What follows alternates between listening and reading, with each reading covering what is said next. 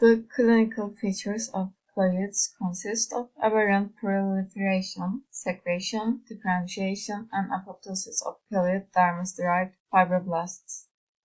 Notably, the apoptosis rate of TFBs is lower than the proliferation rate, though the anti-fibrotic effect of adipose-derived stem cells on chelates has become a hot topic of research. The exact anti-fibrotic mechanism of the paracrine effect remains unclear. This study aimed to find out how the conditioned medium of ADSS exerts an anti-fibrotic effect in KFPs. Results: the proliferation ability of KFPs is cultured in ADSS-CM was found to be weakened, and apoptosis was significantly increased. Caspase-3 expression was significantly upregulated, and BCL2 was downregulated in ADSS-CM cultured KFBs.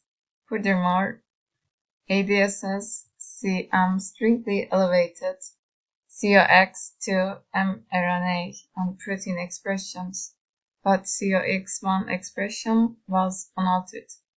COX-2 inhibitors reduced ADSS-CM-induced apoptosis. Additionally, COX-2 inhibition blocked the elevation of caspase-3 and reversed the decrease in BCL2 expression. ADSS-CM increased the pge2 levels by 1.5-fold, and this effect was restrained by COX-2 inhibition.